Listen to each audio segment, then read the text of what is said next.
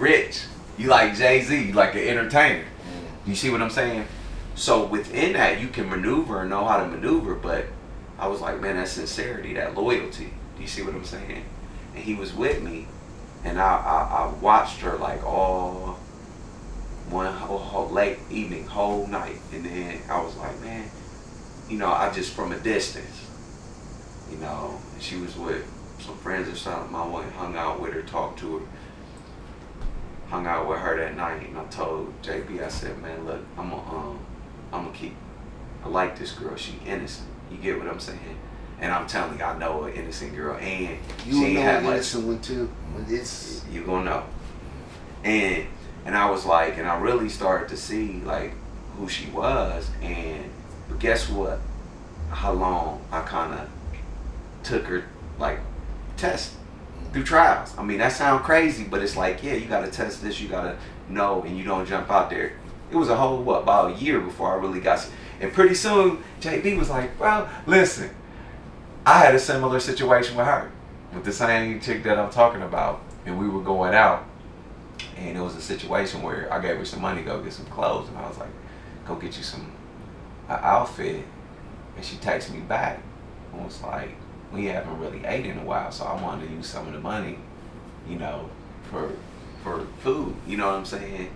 And I'll be fine, you know, I'll make sure everything is fine. And what I say, I'm like, man, this mother. I said, JB, you know I don't play. JB know how I am. Like, you know what I'm saying? It's like, if you're my girl, you represent me. I'll take that really, and I don't give a fuck what level. Like, you represent me. And if it's something deficient about you, I don't have a problem with going and buying you some gear. Right. But you gonna step it up. I don't give a fuck. Like, that's just me. Did she get the gear? She showed up that night. we was in VIP. In Colombia, and she tore the house down. He was like, yeah. I wasn't saying nothing. This man was like looking at me like, man, you better give it up for this girl. I was like, you right, bro. I'm trying to be a hard sell, bro. I'm trying to be a hard sell, but you know, over time, you start to see that one of our responsibilities as a man, I feel, is to groom women for us. And if we keep thinking that we're going to find this woman, no, a feminine woman is going to follow your lead. And so you help her become that woman for you. And the way of doing that is not giving her everything. It's like a child. It's like when you're raising a child, you give your child everything, and you look at people who do this and they have no control over them. It doesn't mean they ain't going to function, but it's like, how are they going to function in a relationship? It's like, look at half of the spoiled ass kids running around the world today. You know, but they think, and now younger cats is tapping out like they don't want to date. Yeah, and over here, what are you getting? What are you getting? What you getting? Just think about it. Like, what can you say the positives are in a relationship? Imprints. Tell us here in America. What can you say? I would say the most positive thing in a relationship is the companionship. Okay. You know what I'm saying? Because a lot of people fall in love with women. They don't even really be in love. I tell brothers this all the time, bro, you're not in love. You're just used to being around this person all the time. You know what I'm saying? So when you say companionship, is it that being around them all the time, or is it I'm just saying, like, some people get with a person and they say it's love. You know what I'm saying? But I be trying to make brothers understand. You'll fall in love with a turtle. You might not like a turtle, but keep the turtle for 9 months. You'll be like, man, that's my turtle. I love that turtle. Gotcha. Same thing in a relationship, bro. You know what I'm saying? So when you say companionship, you saying it's the routine of familiarity. You know, some dudes used to have them, you know, a woman to come home to lay down with, to eat with. You know what I'm saying? They might ain't really like this person, but they're committed to all those things. You know what I'm saying? Now, if you get in that, what else? That's the most important. What's the worst part of it that you get? As far as what? As far as being in a relationship with a woman here. You get the companionship and you get sex. You can say that's good. Right. But what's the worst part of it? The worst part is being in a relationship with most women who don't know their position as a woman. You know what I'm saying? They be out of their position. They want to stand in a man's position, but be treated like a woman. You know what I'm saying? So that causes a big problem all the time in relationships. And most people, you know what I'm saying? Yep. You know. And that's hitting the nail on the head, because I felt like that's what it is here in America. Like, as a man, you got the companionship, but you're always struggling to lead.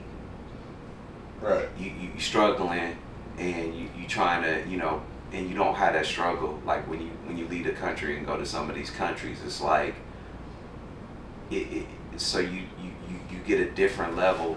But that's the same thing I'm talking about, though, because in them countries that you talking about, women do not view themselves as being above a man. No, Yeah. As in America, women view themselves as being above a man. Yeah. You know what I'm saying? So that's why a man is always having to fight with a woman. Right. You know what I'm saying? Absolutely. Yeah. Because let's be honest, women don't really need. We talked about that before. Women don't really need us here in America. It's become so secure. They want us, but they don't even want to admit that. You know what I'm saying? Right. But I think the majority of women, what they're searching for is they're searching for a real man, and they don't understand really what a real man is. Right. So they convince themselves that a lot of the dudes that they date are real men, and they really not. You know, because they don't know how to find a real man. Right. But they're blaming it on dudes that are not what we consider real men. Right. Yeah, but they don't know what a real man is because the black man has been removed from the family, so they you know what I mean, they ain't been able to see it. And then the black man that is in the family, that's, you know what I mean, and in the church and all of that, what you're starting to see now is a large percentage of those men are homosexuals. So they're not. Yeah, because America makes men feminine. Right, so America is, the whole liberal left is making all of American men feminine. Yeah. Period. Right. So I'm saying we left our morals that we used to have. You know what I'm saying? I can't get today how niggas carry a purse. You know what I'm saying? Like where I come from, nigga, I don't care what designer name you put on it, how you carry sideways, backways, nigga, that's a purse. Right. Where I come from, I can't see it no way different. That's what made me lose respect for people like Snoop when he started coming out here taking pictures with a purse. Because he took the money, you know what I'm saying? He didn't care about our kids. Y'all give me $1 million to take a picture with this purse? Took a picture with a Man, purse. they got a big old purse, man, matching his outfit. Yeah, man, I don't got no respect for them dudes, man. You know what I'm saying? Because kids are so, their minds are so easy to be influenced. You know what I'm saying? Oh yeah. Snoop Dogg got a purse, man. That's what they carry now. That's cool. You know what I'm saying? That's why the women jacked up. Because like you said, half the men gay, then the other half is presenting themselves as gay. Acting like a man, you know what I'm saying? Bro, you already got 2 earrings. Now you got the purse. What's next? You might as well go and put the dress on. You know, that's just how I see it. You know what I'm saying? Well, it's just that they don't know what it looks like. They don't know what a real man looks like. So they're saying they're looking for a real man, but they have no idea what that is. So that's why they keep coming up with busters, because they think that's what a real man is, and so they keep coming up empty every time. And then the cast that they looking past. Right. That's the real real man that they looking for, but they have no idea that that's what it looks like, so they can't find it. Right. But if they find a real man, ain't gonna deal with that bullshit. No. Like half of the man, listen. Well, I mean, and that's kind of built into the problem, because they didn't have that male figure in the household growing up. So they didn't have that male figure that said, no, this is what it's going to be. This is the rules. They didn't have that. I'll tell you, he was scared. That presence. And so because they didn't have that presence, then when they try to engage in the relationships out here again, they're not looking for that because they never seen it. Right. And then when it presents itself to them, they won't accept it. But what they think they're looking for is you know what I'm saying, this media thing that they've presented. But when they get down with that, it's not the real man, and they just keep on doing that loop. You know what I'm saying? But then, like you said, then the real men, because they're not having success in the relationships, and they are real men, are now leaving the country to find it. Bingo. But women don't have anywhere to go outside of the country to find it, because when they leave the country, nobody's really not putting up with that behavior. So Right. so real men can and are leaving the country to find romance, start families, and have relationships. And women are just frustrated because they don't know what that looks like. They don't know what a real man looks like. And they don't know how to be a woman when they find it. They don't know how to submit to that. And so then, but they can't go somewhere where they going to find men that will take them as they are. So that creates the problem. And to make it even more scary, them same women we talk about will raise a young man to be a man, and then that young man goes to get into a relationship with a woman. You know what I'm saying? And he don't have a clue about being a man. I mean, but you know, honestly, I didn't grow up with my dad, so I that was kind of my experience. But here's the thing: I had cats that was telling me the streets I feel like the streets put me on the game, and you know, I was around my grandfather. Yeah. So, but the streets, it was all.